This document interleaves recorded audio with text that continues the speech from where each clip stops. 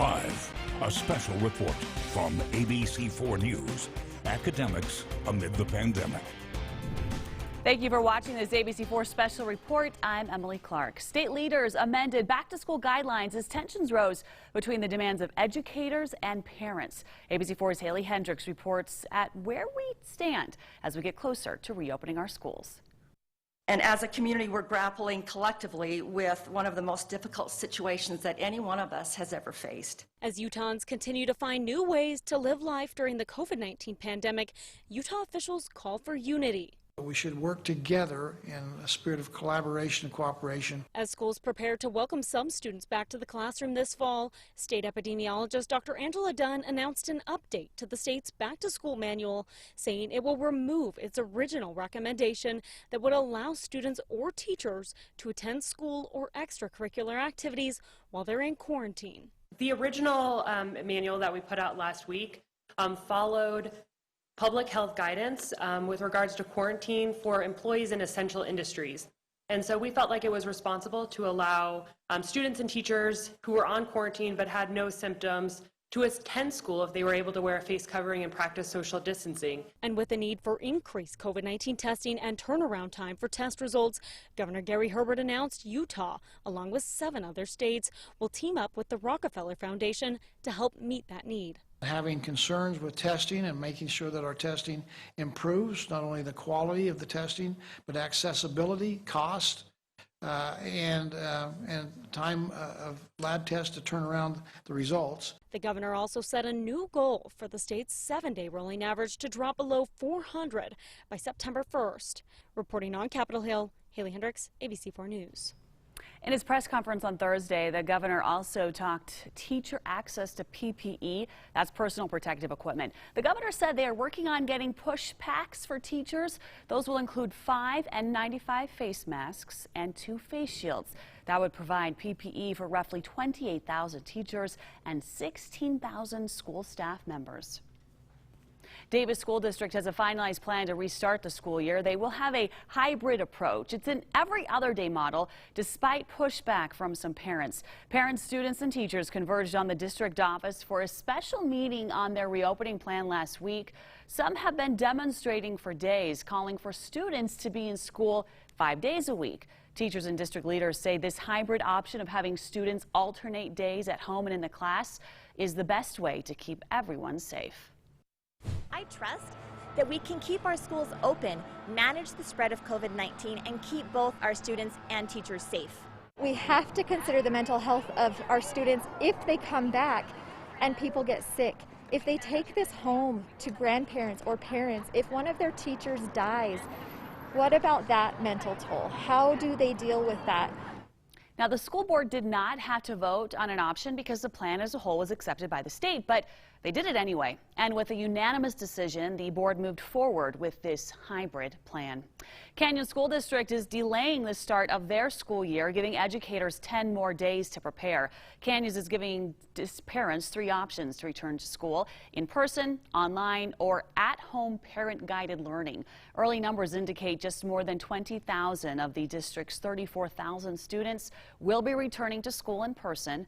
Schools now begin August 24th for the Canyons district. Granite School District slightly modified their reopening plan this past week. Fridays will now be digital learning days to give teachers additional planning time. This followed protests from teachers and parents. The Granite District is letting parents choose between in-class or online learning. One teacher told ABC4 that an alternating school schedule will help keep high-risk kids and teachers safe, but the district says there are ways to keep classes full and still safely social distance. If I had half the number of students per day, I could face them all forward. They'd all be facing the same direction. And I can do, and then I can also create movement patterns that reduce and mitigate, those close contacts. So we've actually produced some videos that are on our website that show how in some of our smallest classroom spaces, you can still fit up to 30 desks and have those students be 6 feet apart and still provide a natural 8 to 10 foot space for the teacher. The Granite School District will begin their classes August 24th. A group of parents and teachers at the Utah State Capitol Friday wanted to delay the in-person return to the classroom. ABC4's Nicole Newman was there, and she reports from Salt Lake City. Delay the reopening of schools until the COVID-19 positivity rate drops below 5%. Protesters who gathered here say it's science. So if the state is sending children back to school, they want to know why it isn't being considered. That's according to the group Safe Utah Schools, with support from the Utah Education Association. The governor is aware we are down here and his office is aware. So let's get as loud as we can for a second. His office is right there in the corner of the building over there. It organized Friday's Safe Schools Save Lives protest, calling on the governor to delay school reopenings. So let's go ahead and get as loud as we can. Parents have a lot of rights. They are minimal right now with our options, but we do have some options. But the teachers aren't getting the same options between online or in school. Parents and educators who showed up to support the organization agree.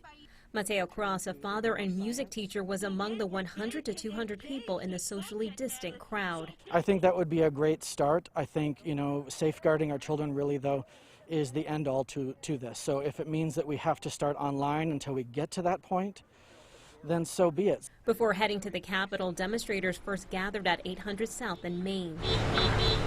It was to write messages on their vehicles to be on display before heading to their destination. In Salt Lake City, Nicole Newman, ABC4 News. ABC4 News is tracking all of the reopening plans for Utah school districts. If you want to know what the plan is for your child's school, just go to our website, abc4.com. Coming up, Salt Lake City School District has made the decision to start the school year with classes fully online. The interim superintendent joins us to talk about their plan next. You're watching ABC4 News, Academics Amid the Pandemic. Welcome back to this ABC4 News Special Report as we explore ways to resume schooling safely for both students and teachers. Here to talk about their back-to-school plan, the Salt Lake City School District Interim Superintendent is Larry Madden. Larry, thanks so much for joining us today. Let's talk about your school district. How were the orange risk status, which Salt Lake City still does remain, and the case counts in Salt Lake City, how was that factored into the decision for your district to return to schools remotely? Yeah, I think it mattered quite a bit to us, being the only area in orange. And then in particular, we have some really highly impacted neighborhoods in Salt Lake City School District, over 20,000 cases now. So for us, it was really thinking about how to keep everybody safe, students safe, teachers safe, and even families. So that was kind of the guiding light for our decision. Which you are the only district in our state doing this. So let's talk about remote schooling. How will the students who might not have the resources to do remote schooling, how are you going to be able to reach them and give them what they need, whether it be internet access, a computer, all those resources that are needed to make this work for them? Kind of talk about how you'll be taking care of those students. Right. We loaned out a lot of computers last spring, and we're still actually getting a few of those back, but we've got about 13,000 laptops right now. We've got about 1,500 iPads, and we've got 6,000 laptops that we've ordered. And so what we do is we will check those out to students. We're going to be very close to having enough to make sure that every single student has one. Last year I know that there were some households where students were sharing a computer, and that doesn't necessarily work so well, especially with some of the approaches that we're taking this year. So we're going to make sure that every single student has one. We just purchased 600 hotspots, so we will be able to distribute those hotspots. And our Education Foundation is working with Comcast right now, and we're figuring out how we can support those families that need a little extra help to make sure that they're online. Now let's talk about the lessons that the district has learned, because obviously last year the pandemic revved up, classes ended, and your students were sent home. And I know a lot of parents and people in the community were kind of frustrated with how that ended up. Talk to me about the lessons that you may have learned last school year and how they will be applied this school year. And parents and families can really expect something different as they go back to school from what they ended last year. Yeah, it was all pretty sudden last year. I mean, when we originally went out, we were going out for 2 weeks, and then we kind of morphed into this place that we're in now. And we learned a lot, though. I think that some people did maybe have some negative experiences, but a lot of people had really positive experiences last year. And we found some things out that we can carry over into this year. We know it's difficult, but we also know that it's doable. And I think that in this particular area, we have an opportunity to maybe learn some things that we may be able to actually keep in the long run. There can be some maybe some benefits to how we approach the work that we do. But we've got a lot of teachers engaged in professional development this summer. Every single teacher, when we come back this fall, is going to have their course on Canvas. And so we'll have one individual platform, so it'll kind of be one-stop shopping. So parents and students will go to this one particular spot, and it'll have everything that they need. So all of their coursework will be on there, but also all of the applications and things that they would use off the internet will be accessible through that same site. So if they're going to go have a Zoom meeting, or they're going to pull down some reading from Newsella, they'll do that all from one site. So I think that's going to make it a lot easier for parents. Like I said, teachers learned so much last year. Last year we had teachers that I had one teacher that she would go out to a house that she was having trouble getting a hold of the student, and she went out and finally put a sign on their fence that said, "You need to call me today."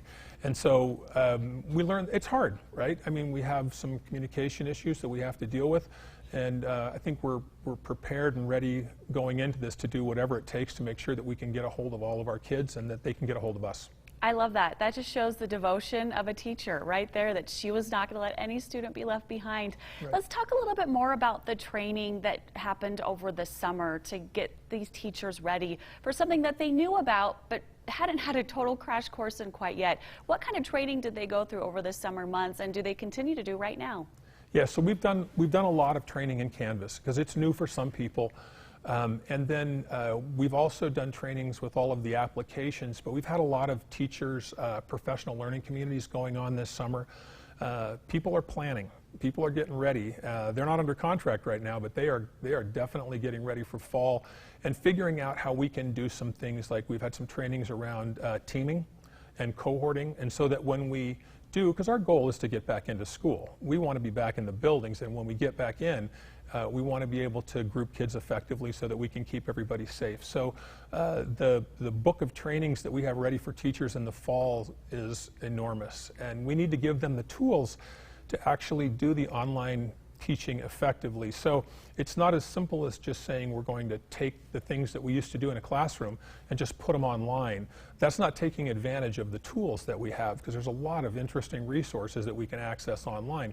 So we want to train them up so that we can do it not just online, but do it effectively online. Oh, I love that. Larry, thanks so much for that. We're going to have to end our conversation for now, but we will have more with the Salt Lake City School District Interim Superintendent. We'll continue our conversation right after this break.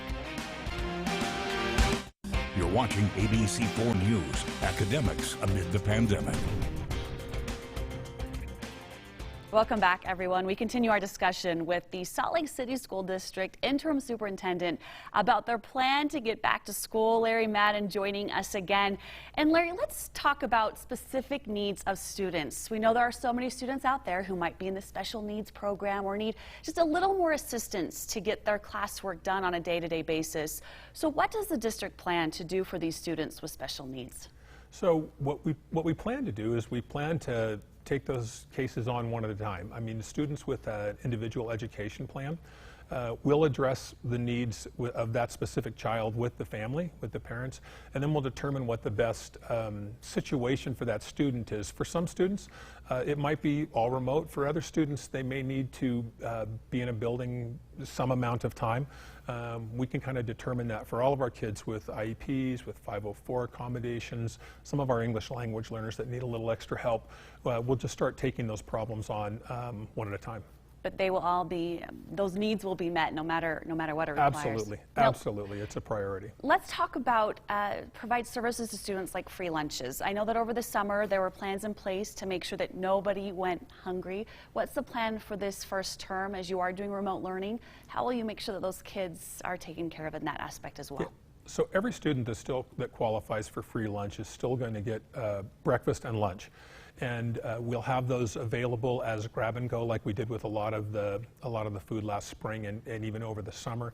And we even have some options to even transport food around to different locations if we need to. But we're going to make sure that our students are fed. We'll continue with some of the work we've done through our foundation with helping feed families that need a little extra support as well.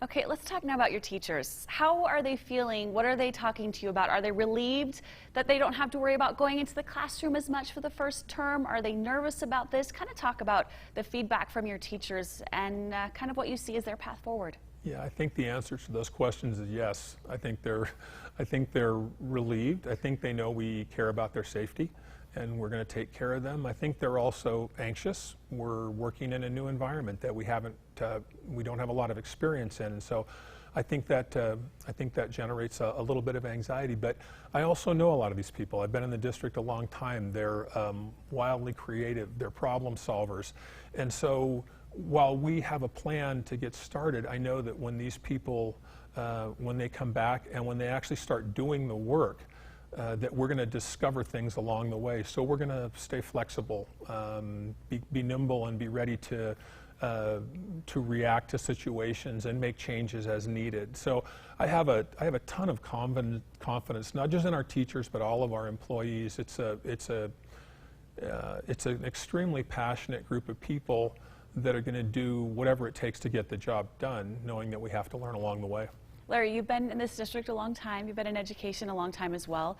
You've never seen anything like this. Nobody has. But kind of looking back at what you have experienced, does that help you prepare your teachers and the district to move forward? Oh, I think we've learned a lot of things along the way, actually. I mean, it's very different now than it was in my early years in education. I mean, we understand, for one instance, is we understand the need for social emotional learning. And we're taking that into account as we look at this remote environment too. I mean, we need to take care of students' mental well-being, and you have to do that before you can take care of the academics. People learn more when they're at ease mentally, and so we're very, very aware of that. And so I think we've learned from that. I think we've also learned, and this kind of alludes back to what we were talking about before with our students that maybe have an IEP or a 504, is that while you're looking at classes, and a lot of times classes are 30, 35, or 40 kids, what you're really looking at is 30, 35, or 40 individuals. And they may all have very different needs. And so the art of teaching comes in when you identify what those needs are for the individual, and then you go meet those needs. Okay, let's talk about parents.